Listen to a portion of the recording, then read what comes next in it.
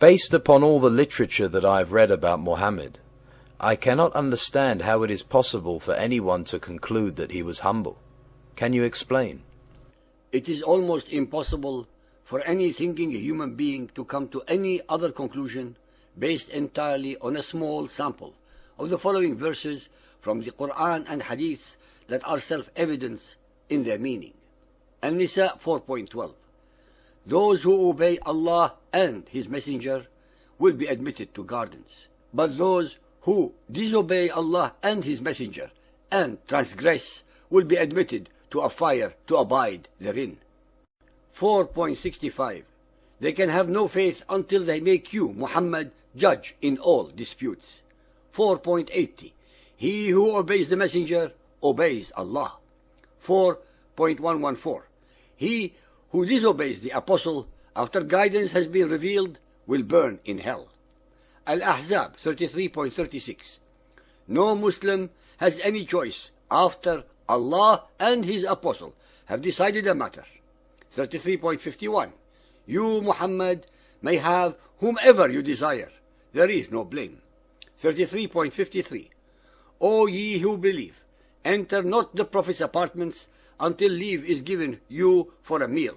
Linger not for a conversation. Lo, that would cause annoyance to the Prophet. Such behavior bothers him. He is ashamed to dismiss you, but Allah is not ashamed to tell you the truth. 33.56. Allah and His angels shower blessings on the Prophet.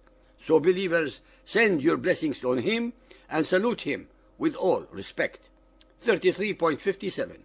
Those who speak negatively of Allah and His Apostle shall be cursed. Al-Fath 48.10.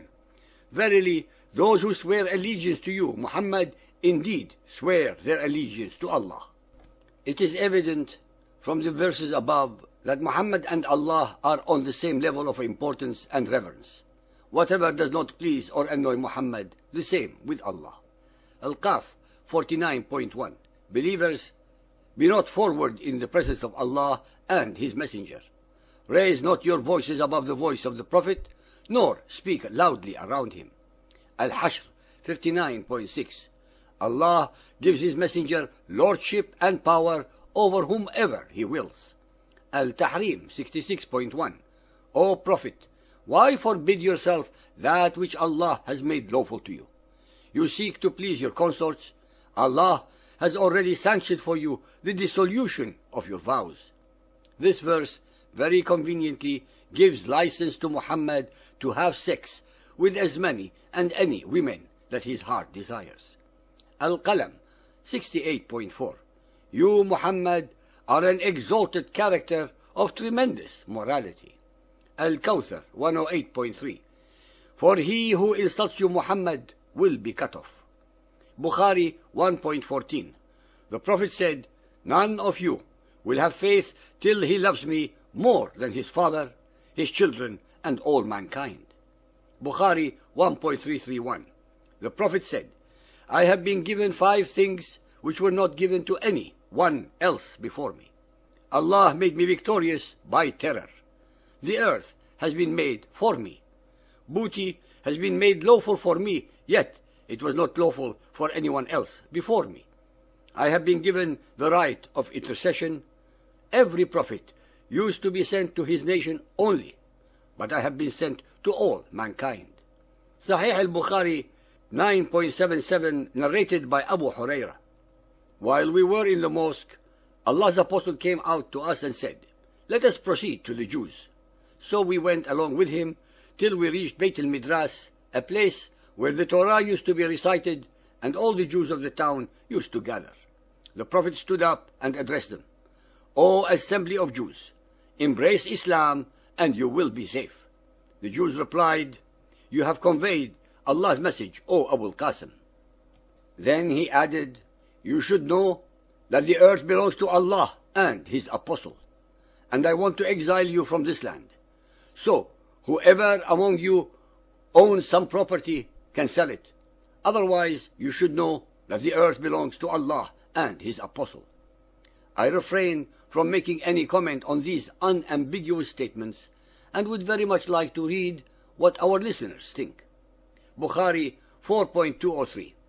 I heard Allah's Apostle saying, "He who obeys me, obeys Allah, and he who disobeys me, disobeys Allah." Muhammad and Allah are one and the same. Bukhari 4.732.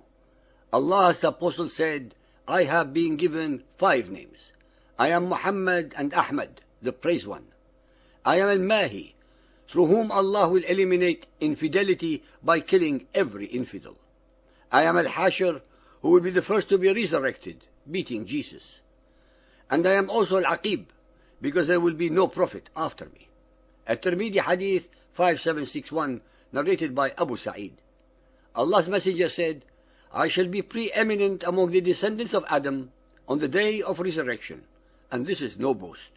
And in my hand will be the banner of praise, and this is no boast.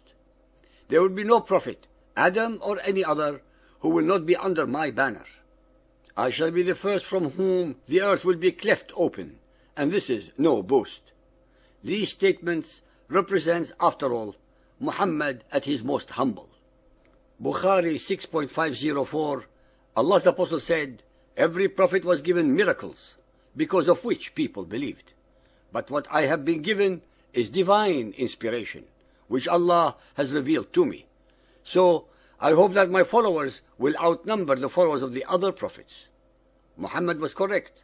His followers became numerous through terror and conquests. But as we all know, quantity does not represent quality. Bukhari 8.610. Allah's Apostle actually saw with his own eyes the vision of all the things which were shown to him on the night journey to the Temple of Solomon in Jerusalem. It was not a dream. Muhammad, the humble, the sincere, the noble, the praised, and the truthful, declared publicly to his followers, with his commendable veracity, that he had just recently visited the Temple of Solomon at Jerusalem, when in reality such a temple had ceased to exist 550 years earlier. Bukhari 9.384. Allah's Apostle said, whoever obeys me will enter paradise. Ibn Ishaq 53. Muhammad's authority among the Quraysh was like a religion which the people followed, and which could not be infringed. They always acted in accordance with his laws. Ishaq 205. If you are loyal to this undertaking, it will profit you in this world and the next. They said, we will accept you as a prophet under these conditions, but we want to know specifically what we will get in return for our loyalty to you. Muhammad said, I promise you paradise. Muhammad usurped the power of Allah, if Allah were God, by promising his gullible, unlearned, illiterate, and superstitious pagan Arabs who would believe in him as the messenger of Allah, that they would end up in paradise. Ishaq 231. Whenever you differ about a matter, it must be referred to Allah and Muhammad. Ishaq 391. O people, this is Allah's apostle among you. Allah has honored and exalted you by him. So help him and strengthen him. Listen to his commands and obey them. Tabari 4.134. Men of the Khazraj, do you know what you are pledging yourselves to in answering allegiance to this man Muhammad? Yes, they answered. In swearing allegiance to him, we are pledging ourselves to wage war against all mankind. Even 1400 years ago, some of the most unlearned, illiterate, and simple people among the pagan Arabs concluded that they were declaring total war against all human beings who do not believe as they do. They were more realistic and intelligent then than most of our political and theological leaders of today. Ishaq 471. We were steadfast, trusting in him. We have a prophet by whom we will conquer all men. Ishaq 580. Allah's religion is the religion of Muhammad. Ladies and gentlemen, believers and unbelievers, the above sample verses reflect the state of mind of one who is a pathological narcissist, especially as we have shown that every letter, verse, and chapter of the Quran are the product of Muhammad's own imagination, his alter ego, projected into the unsuspecting mouth of Allah to give them sanctity.